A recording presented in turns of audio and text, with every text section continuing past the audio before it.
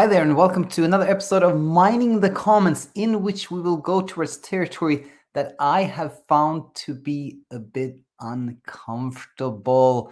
We're going to talk about things that I've historically been hesitant about, like talking that much about. And it is because, as Catherine, whose comments we look at today, describes it, it can be a bit of a double-edged sword. On one hand, we can find things that are really reassuring when we look at objective measures of sleep. On the flip side, we can find things that makes it sound like gaslighting, or like somebody's kind of questioning our sanity. And I know this can sound a little fuzzy, but I think it will get more clear when we jump in to look at the very comment that we'll examine today and learn from today. So yeah, without further ado, let me share my screen with you, and we will look at a comment. And this is, by the way, this is a comment from Heard Online number 39. This is a comment from this video, Heard Online number 39, where we looked at deep sleep and insomnia. And when I say deep sleep, it's not the subjective feeling of like, oh, deep and refreshing sleep, but rather the objective measure, the delta sleep, and see if delta sleep changes when we have insomnia or not. And so you can check that out if you want to learn more about this topic. But what we're looking at today is a comment, and it comes from Catherine. It's actually Catherine Piano, but I just say Catherine. Hope that's okay. And Catherine says, "This is very helpful. Thank you. Anytime. Do you think there may be other studies that also arrived at the same conclusion?" And the conclusion was that there was actually no difference in objective measures of sleep when you compare a group with insomnia and a group with no insomnia, in terms of sleep duration, in terms of like stage 1 sleep, stage 2 sleep, and how long it took to fall asleep, etc. There was no difference in those measures. And Catherine's hoping that this was not an outlier, and says a question: how did they determine that some of the participants had insomnia?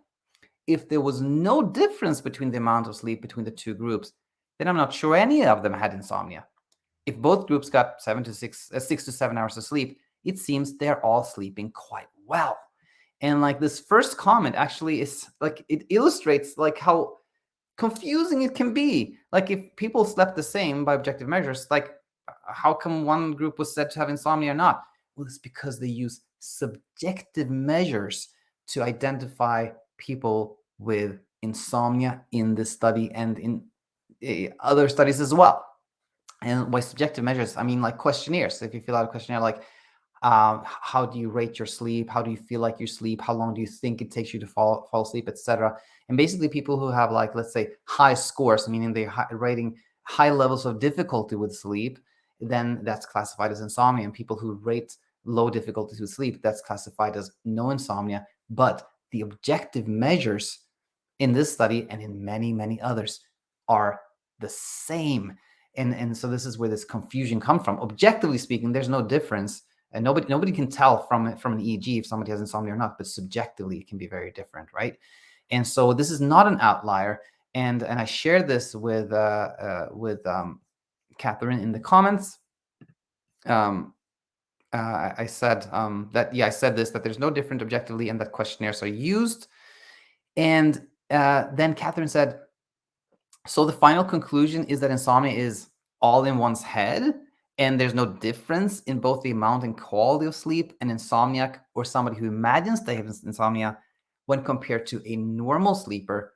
We can all pack up and go home. I can't fully agree with that, since I'm aware of many nights awake with little or no sleep while my husband is fast asleep the entire time. Definitely not an illusion. Much of what we learn in the process of recovering from insomnia comes in the form of a double-edged sword, or at least two sides of the coin. On one hand, knowing that we get plenty of good quality sleep on the nights we sleep well is reassuring.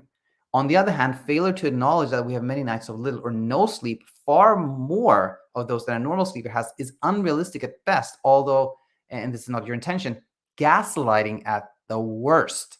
And this, this is why I've always been hesitant about reviewing these studies and looking at this literature, because of the very point that Catherine brings up. It can seem like gaslighting. And, for those of you not familiar, gaslighting, I brought up one definition here. Gaslighting is the subjective experience of having one's reality repeatedly questioned by another when somebody says, well, actually, objective measures of sleep are the same if you have insomnia or not, that can totally be like, so what do you think saying that like I'm insane? This can totally come across as gaslighting, which is why, and I'll share this with you.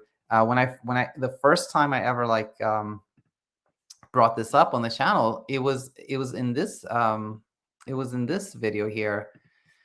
It's heard online, actually, also heard online number 14, where I said I've hesitated about sharing this for this very reason. And I'm just bringing this up so you know that I'm not just making this up. I really always felt that this was a little bit of a tricky subject. But what can we learn from this?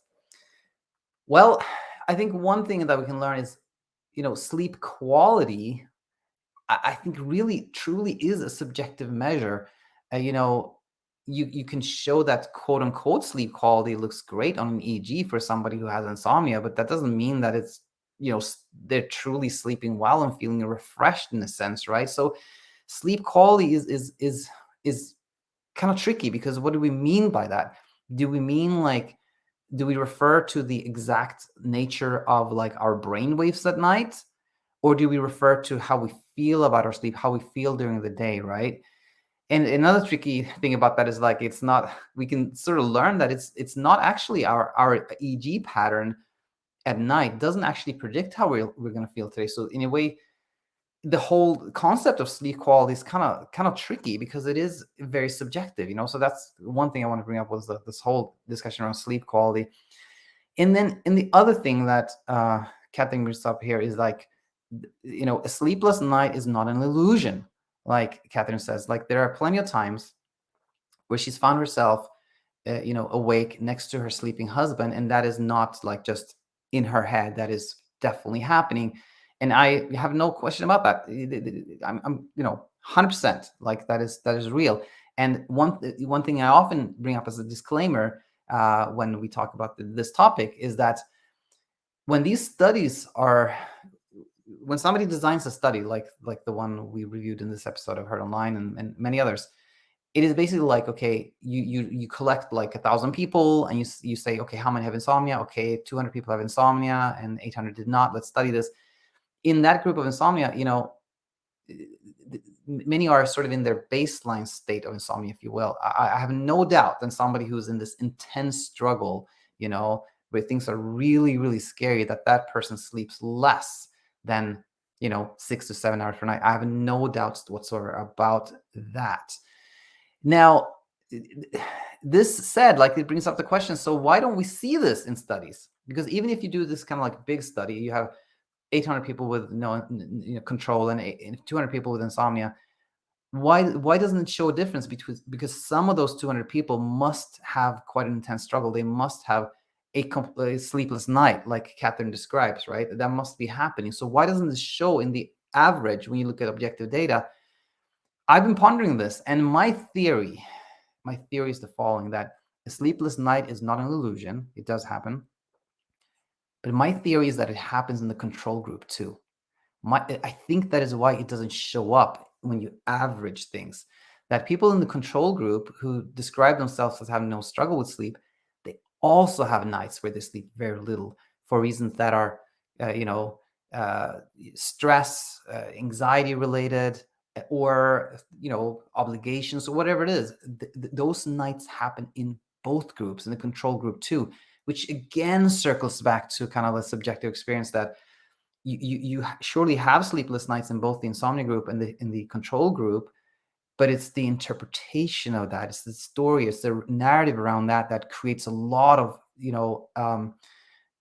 struggle, or not so much struggle.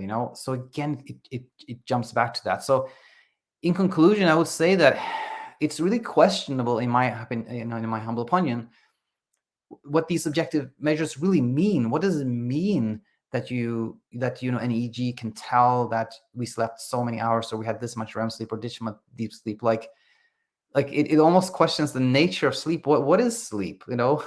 Is it something? Is what matters our subjective experience, or is it what matter these data points in this EEG? So again, it's questionable, like what objective measures really mean. I think it is our subjective experience that matters.